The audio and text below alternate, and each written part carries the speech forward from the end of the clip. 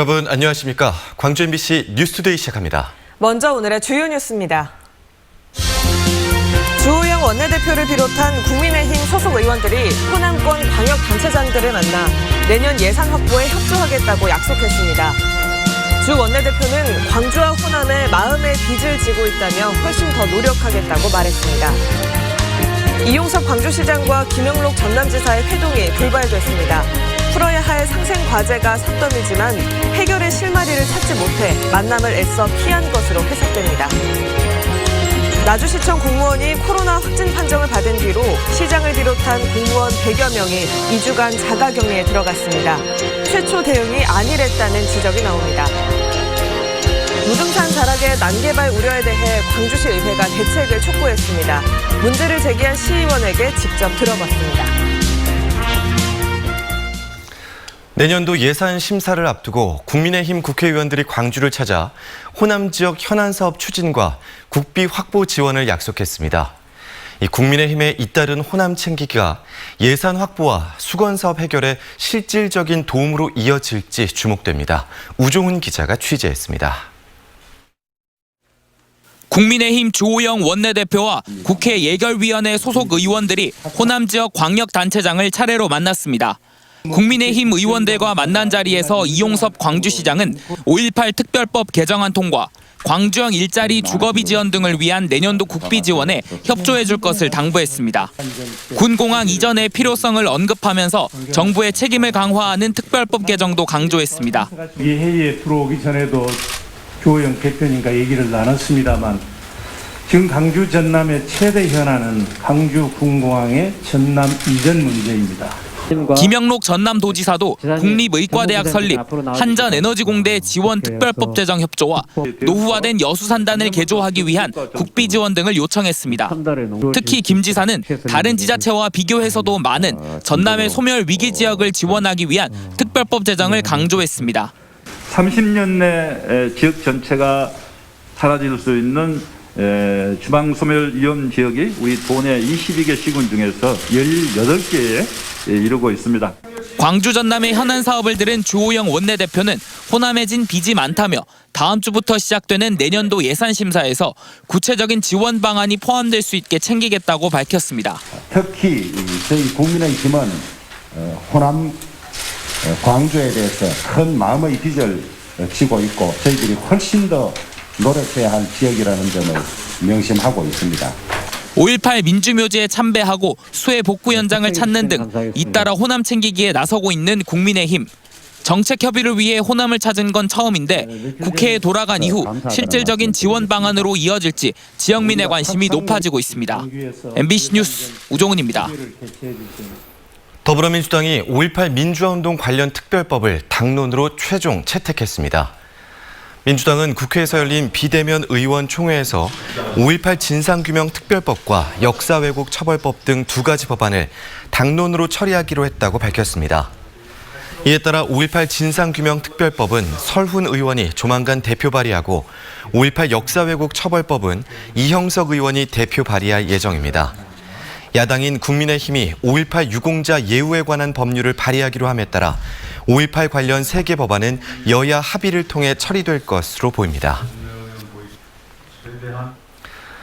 광주시장과 전남지사 만나서 풀어야 할 숙제가 한두 가지가 아니죠. 이 국민의힘과의 정책 협의 자리에서 만날 수 있는 기회가 있었는데 애써 피했습니다. 두 수장의 만남이 남북 정상회담만큼이나 어렵다는 자조적인 비판이 쏟아지고 있습니다. 이계상 기자입니다. 광주시장과 전하남 도지사가 만날 수 있는 시간적 여유는 충분했습니다. 시도 통합 관련 논의와 민간공항, 군공항 이전 문제 등 시도지사가 만나야 할 이유도 분명했습니다. 시장과 지사의 회동이 성사될 것인지 언론의 관심도 집중됐지만 김영록 전남지사는 애써 외면하는 모습입니다. 국민의힘과 예산 문제가 왔습니다. 아무래도 관심사가 좀 이런. 광주 전남 통합 문제가 최근 뜨거운 화두로 떠오른 상황에서 두 수장이 만날 경우 어떤 식으로든 결과물을 내야 한다는 부담감이 짧은 만남 자체도 꺼리게 한 요인이 된 것으로 분석됩니다. 시장과 지사 회동을 염두에 두고 양측 실무진이 물밑 협의를 하는 과정에서도 시도민 공론화 시기와 통합청사 관련 문제 등을 놓고 첨예하게 입장차를 보인 것으로 알려졌습니다. 이 같은 시도 간 엇박자 속에 1년 만에 진행된 광주 전남 상생실무위원회 역시 군공항 이전 문제 등 민감한 사안은 논의 테이블에조차 올리지 못했습니다. 몇 가지 쟁점되는 부분들은 조금 금방 할 수 있는 일들이 아니어서 좀 그런 부분이 있습니다만 더 좋은 결론이 더 될 수 있도록 했으면 좋겠습니다. 시도 통합은커녕 광주 전남 상생 과제에 대해서도 양측의 협의가 평행선을 달리면서 시도지사의 회동이 언제나 이루어질지 기약하기 어렵게 됐습니다. MBC 뉴스 이계상입니다.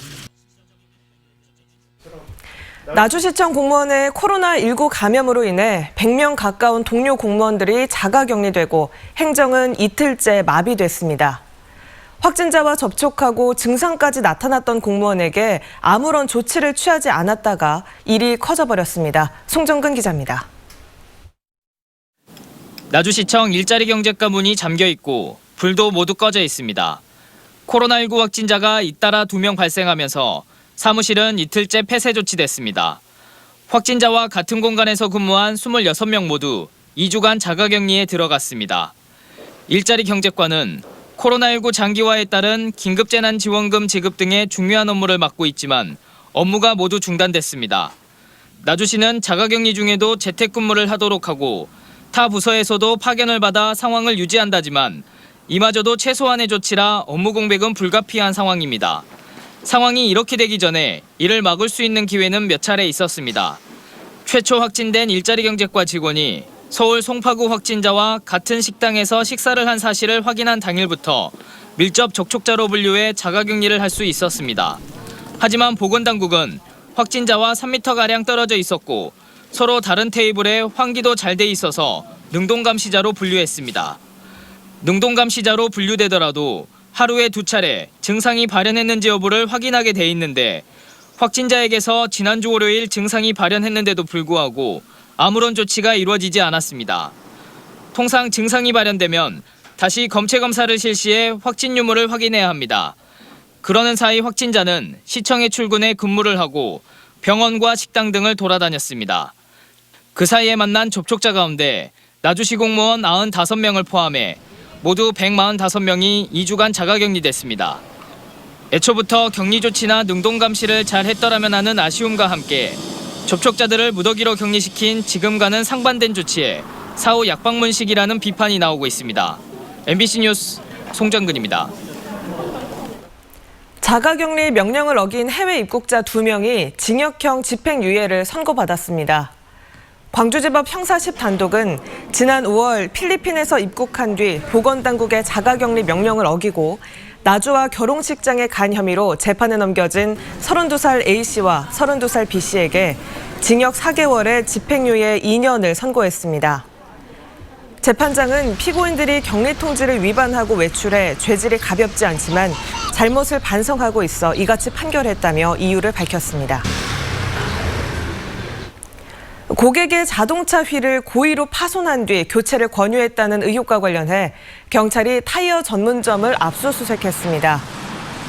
광주 서부경찰서는 타이어 전문점을 압수수색해 컴퓨터 하드디스크와 매출 전표 등을 확보하는 등 관련 증거를 수집했습니다. 경찰은 타이어 교체를 맡긴 고객이 자리를 비운 사이 휠을 고의로 파손한 뒤 부품 교체를 유도한 혐의로 업주 A씨를 입건해 조사하고 있고 이번 압수수색을 통해 추가 범행 여부도 확인할 계획입니다. 여수산단 환경 문제 해결을 위한 민관 협의체가 진동크대 지자체 등의 권고안을 잠정 확정했습니다. 그러나 이 권고안의 핵심인 환경 실태 조사와 주민 건강 역학 조사의 용역비 부담을 두고 업체들의 반발이 이어지고 있습니다. 문형철 기자입니다. 여수산단 업체들의 대기오염물질 측정치 조작 사건을 계기로 구성됐던 민관협의체가 권고안을 잠정 확정했습니다. 공식 활동에 들어간 지 1년 6개월 만입니다. 부속 내용을 제외하고 모두 9개 항으로 구성된 권고안은 환경감시센터 설치 등 여수산단에 대한 관리 감독을 강화하는 게 주요 골자입니다. 주민 보상에 대한 내용을 권고안에 넣을지 말지를 두고 이견이 있었지만 결국 제외하는 쪽으로 의견이 모아졌습니다. 여수 국가산단 환경관리 종합대책 마련을 위한 것이고 원수위가 그 목적을 절대 벗어나지 않았으면 하는 그런 바람이 권고안 내용 중 하나인 여수산단 주변 환경 실태 조사와 주민 건강 역학 조사는 올해 말부터 시작될 예정이지만 용역비를 부담해야 할 업체들의 반발이 변수로 떠오르고 있습니다. 여수산단 환경협의회는 최근 협의체 위원들에게 의견서를 보내 57억 원이 넘는 용역비가 과다하다며 산출 근거를 제시해 줄 것 등을 요구했습니다. 반면 협의체 업무를 주관하고 있는 전라남도는 간담회 등을 통해 업체들의 의견을 충분히 수렴했다며 다음 달 말까지 분담금을 납부받겠다는 강경한 입장입니다. 우리 5개 업체만 죄인이냐, 나머지는 뭐 발표해달라 이렇게 이야기를 하면서 이 분담금 문제도 지금 그런 식으로 지금 나오고 있는데요. 일방적 행위라고 보시면 됩니다. 용역비를 둘러싼 전라남도와 업체 간의 신경전이 본격화하고 있는 가운데 민관협의체 일부 위원들은 권고안의 내용이 충분하지 않다는 입장이어서 최종 서명 절차가 원만하게 마무리될지도 관심으로 떠오르고 있습니다. MBC 뉴스 문형철입니다. 광주 6개 사립학교 법인이 신규 교사를 자체 채용하려던 계획을 철회했습니다. 광주시 교육청에 따르면 고려고와 경신여고, 동신여고 등을 운영하는 6개 사립학교 법인들이 다음 달 신규 교사 21명을 직접 뽑으려던 계획을 철회하고 교육청에 위탁 채용을 검토하기로 했습니다. 광주시 교육청은 사립학교 신규 교사 채용의 공정성을 위해 위탁 채용을 권고하고 있고 위탁 채용을 하지 않는 학교에는 새로 채용한 교사의 인건비를 지원하지 않기로 했습니다. 광주의 자치구간 경계 조정 논의가 2년 만에 재개됐습니다.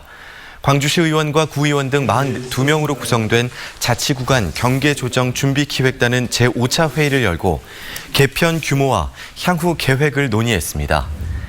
경계조정을 위한 회의가 열린 건 지난 2018년 논의가 중단된 이후 2년 만이고 기획단은 올 연말까지 개편안을 확정해 광주시에 건의할 계획입니다. 멸종 위기 중인 맹꽁이 보호를 위해 도심에 서식지까지 만들었지만 전혀 관리가 이루어지지 않고 있습니다. 인근 주민들은 모깃떼까지 들끓는다며 서식지 이전을 요구하고 있는데요. 자세한 소식 박영훈 기자가 전해드립니다. 지난 2014년 환경부가 6억 5천만 원을 들여 조성한 목포의 맹꽁이 서식지입니다. 도심 속의 멸종 위기종 맹꽁이 서식지로 초기부터 주목받았습니다. 축구장보다 큰 면적에 만들어진 서식지에 심은 나무 일부가 고사되고 모깃떼가 극성을 부리면서 주민들의 불만이 커지고 있습니다. 우리 주민들이 내는 세금과 함께 운영이 되는 걸로 알고 있는데 이 부분이 주민들이 함께 할 수 없는 부지로 사용되고 있다는 게 참 매우 아쉽고요. 사업 당시 관리 규정입니다. 사업 완료 후 2년간은 시행업체가, 이후 2년간은 관리권을 넘겨받은 목포시가 모니터링 결과를 지역환경청에 보고하도록 돼 있습니다. 목포시는 모니터링을 전혀 하지 않았고 관리 인력도 사업이 끝난 지 5년이 지난 지난해부터 배치했습니다. 추가 서식지도 대형 버스 주차장에 조성돼 타당성에 의문이 제기되고 있습니다. 참 그동안 관리를 잘 못한 것은 저희들로서도 주민한테 사과를 드립니다. 앞으로는 좀 더 체계적으로 한 전문 기관과 연구해서 관리를 하겠습니다. 내년도에 예산 1억을 반영했습니다. 그래서 조금이나마 주민들은 아예 서식지 이전을 요구하고 있는 상황. 목포시와 환경단체는 일부 개선책이 필요한 점은 인정하지만 매년 많게는 20차례 이상 생태 탐사 교육이 이루어지는 등 도심 속 서식지의 중요성이 크다며 이전에는 난색입니다. 맹꽁이 서식지 보호 필요성과 주민 반발이 맞서고 있는 상황에서 어떤 해법이 나올지 관심이 모아지고 있습니다. MBC 뉴스 박영훈입니다.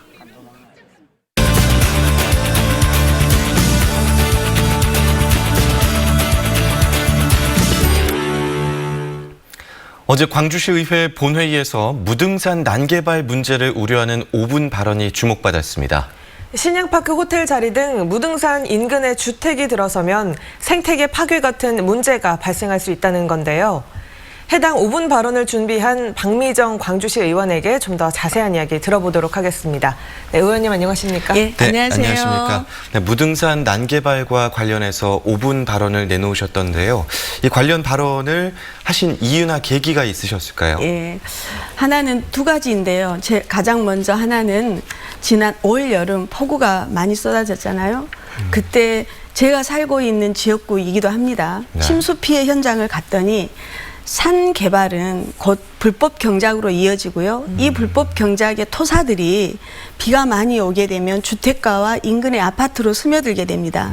그러다 보면 이 토사와 빗물이 시민들의 일상생활을 덮치게 되고 생명의 이업까지도 연결되는 거죠. 또 하나는 광주 시민들에게 무등산은 추억과 기억과 역사성과 정체성을 가지고 있습니다. 이런 곳이 함부로 이렇게 개발되고 상업 논리로 접근이 된다면 광주의 역사성과 정체성의 훼손이라고 보기 때문에 이 발언을 준비했습니다. 네, 지금 무등산에서 난개발이 우려되는 지역 구체적으로 어디인가요? 현재 우리가 무등산 그러면 국립공원이라고 생각을 하는데 국립공원으로 지정되지 않는 무등산 자락 일대입니다. 그러니까 이제 신양파크 호텔 자리, 무등산 관광호텔 자리, 그리고 산수동 구화산 일대의 일부 자리, 그리고 소태동 일원에 있는 곳들이 지금 남개발이 진행되고 있고 우려되는 곳이라고 할 수 있겠습니다. 네. 이 5분 발언에 따르면 이 신양파크 호텔에 있던 자리가 원래 공동주택이 들어설 수 없는 자리라고 또 말씀을 하셨어요. 네. 근데 이미 오랫동안 이제 호텔이 있던 자리인데 이게 복원이 다시 가능할지 그런 여론에 힘이 실릴지도 어떤 의문입니다. 신양파크 호텔의 탄생 배경은 80년 5.18 직후에 군부 독재의 강압에 의해서 그 당시에 특혜 논란에 의해서 신양파크 호텔이 들어섰습니다. 그렇기 때문에 실제로 재척된 땅이기 때문에 이거는 광주 시민들에게 돌려줘야 될 땅이고요.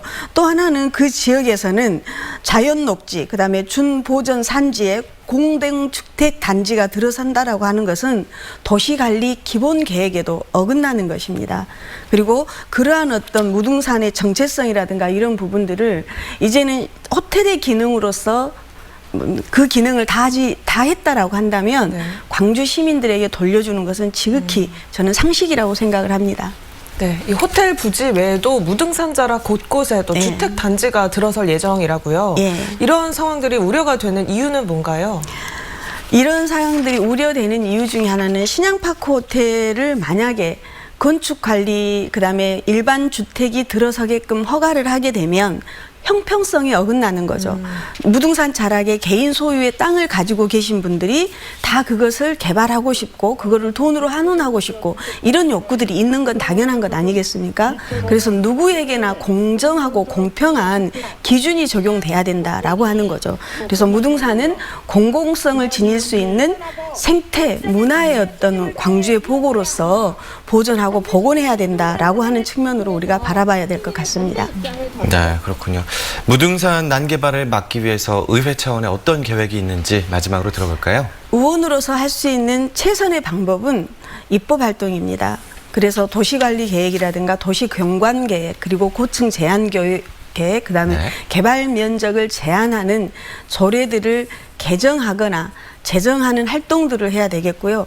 이러한 부분들이 시민들이 충분히 공감하고 이해하고 인지해서 광주를 지켜낼 수 있는 시민적 힘을 의회가 모아가는 활동들을 적극적으로 하도록 그렇게 하겠습니다.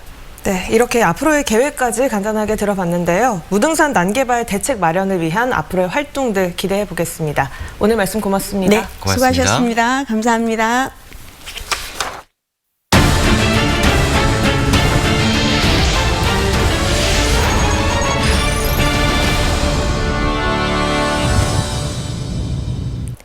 장기 표류가 우려되는 어등산 관광단지 조성 사업에 대해 법원 강제 조정을 추진하자는 주장이 나왔습니다.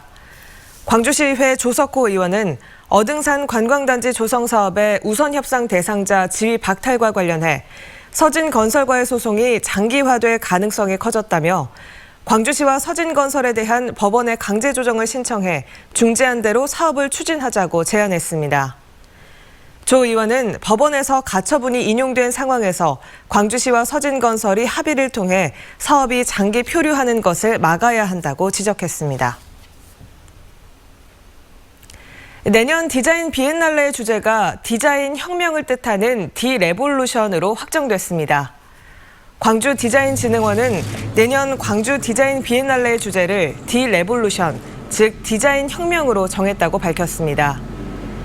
내년 9월에 개막하는 디자인 비엔날레는 주제전과 국제전, 특별전 등으로 나뉘어 열리는데 국제전 큐레이터는 노태우 씨의 딸인 노소영 아트센터 나비 관장이 맡았습니다.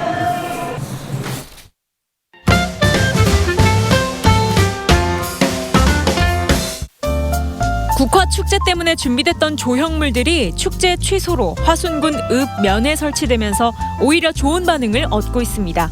곳곳에 크고 작은 국화거리가 조성돼 지역민들도 국화를 자주 보게 됐다는 겁니다. 13개의 읍 면에 설치된 국화 작품은 22종 40점으로 화순군 대표 농산물과 문화유산들을 표현했는데요. 통행량이 많은 읍내 교차로 등에서 볼 수 있습니다. 투명 페트병을 헹구고 라벨을 뗀 뒤 찌그러뜨려 전용 수거함에 배출하는 절차가 이르면 오는 12월 25일부터 의무화됩니다. 투명 페트병은 잘만 배출되면 섬유 등 고품질 원료로 활용될 수 있지만 대부분 그렇지 못해 재활용이 까다로운데요. 광주시는 공동주택은 오는 12월 25일부터, 단독주택은 내년부터 투명 페트병을 의무적으로 분리해 내놔야 한다며 전용 수거통 설치를 권유하기도 했습니다. 기아차를 누적수로 4,000대 이상 판매해 일명 그랜드마스터가 된 광주 영업직원이 포상을 받았습니다. 심동섭 기아차 동광주 지점 영업부장은 전국 지점을 통틀어 14번째로 그랜드마스터가 되는데요. 94년에 입사한 뒤로 연평균 약 150대씩을 판매한 결과입니다. 신 부장은 고객과의 약속을 반드시 지키려 노력했고 목표 달성을 위해 스스로 채찍질했다며 판매 비결을 밝혔습니다. 합창곡과 현대무용의 만남, 카르미나 브라나 공연이 이번 주 목요일 오후 7시 30분 빛고울 시민문화관 공연장에서 무료로 열립니다. 몸을 소재로 하는 반복적이고 원시적인 춤으로 삶과 사랑의 여러 단면을 표현합니다.